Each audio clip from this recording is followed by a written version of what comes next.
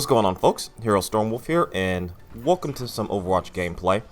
I'm not going to really be doing a live commentary over this or anything like that. This is just going to be more my thoughts of Overwatch so far. The game's been out for about a week now, give or take, and I have mixed feelings about this game. I'll give some of the good and some of the bad, and what I think some improvements could be had, or what I think may need to be changed. First off, if you don't know what Overwatch is, it is a team-based first-person shooter. Think something along the lines of Team Fortress, except even with less game modes than that, which is one of the negative points I'll talk about here in a second. But, you know, I'll go positive, then I'll go negative, and then if there's more positive, I'll go back to positive. Starting off with the positive, the game is technically, you know, perfect, and I'm not saying it's a perfect game. I'm saying technical-wise, I haven't had any issues with it crashing or any bug glitches or things like that. Connections are always good for me. Matches are very easy to find, stuff like that. I mean, that's chalked up to almost everyone playing it at this point. As a technical standpoint, this game is very polished and really well done. And I think that's because of the constant betas that this game had. And I wish more multiplayer-focused games would do this, so we can have a generalization of how the servers are going to be and how well they're going to be at launch, or what's the best way to do it and stuff like that. You know, having those many betas paid off in the end, because the game at launch was damn near perfect. I haven't had any issues, and I haven't seen any reports of Overwatch having too many issues in terms of its launch. Second, the shooting and actual gun gameplay. It's a lot of fun. It's very fast and archaic, but at the same time there is strategic value to it. And that's because of the characters. All 21 characters are uniquely different. They each do their own thing, even though they're in classification, such as your defenders, or your heal or supporters, or your I believe it's called attackers. I think it's attackers, supporters, defenders, and supporters, or something like that. And they each do their own thing, even the ones that are classified in their own class.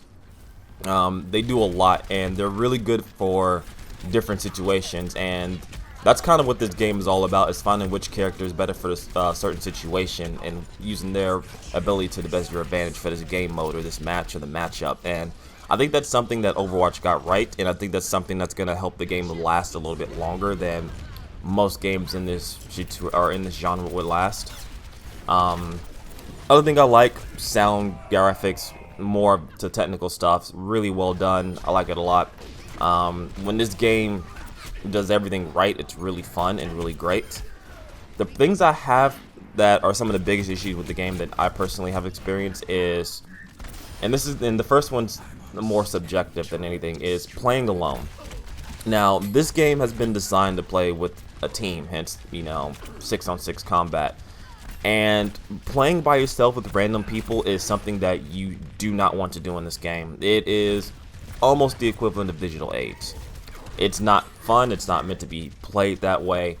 More often than times, you're going to lose. And that's just how the game is designed. So I can't really fault Overwatch for that. That's just how the game is overall designed. It's not meant for a solo player to go in and get 20,000 kills and pretty much win the game for win the game for the team. It is an objective-based game that's meant to be played with at least 2 to 3 people in a party. Preferably 6, of course. Another big thing is this game does not have that many game modes. From what I've played, it only has 2 game modes, and that is the attack the point and then escort the payload, and then attack point A and point B, and sort of like not even really a domination. I guess technically a small-scale domination type thing, and that's it. There's no team deathmatch. There's no There's no free-for-all. There's nothing like that. There's no additional game modes that you would see from a first-person shooter, or even from the games that came before this, such as Team Fortress 2, or anything like that. And I wonder if that's by choice because of how many characters are in the game or how the game is designed.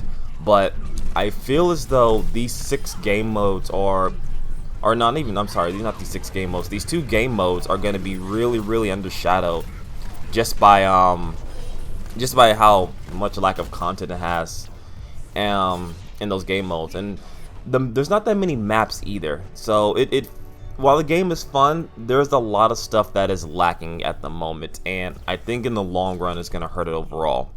Not to say that it's a bad game, I just think the game is just lacking in some departments. Hopefully that'll change with the updates of new heroes and maps, but only time will tell. So I definitely say check it out, just be warned that the game is a little bit repetitive. Hey everyone, thanks for watching the video. As always, if you enjoyed the video, leave a like. If you didn't, leave a dislike. And if you agree or disagree, please leave a comment down below. Let's have an open discussion about this. Also, be sure to check out the description for any links that I have, especially the G2A, where you can save yourself a couple of bucks on some new games, as well as my ongoing Patreon page if you wish to support the channel financially. Have a good one.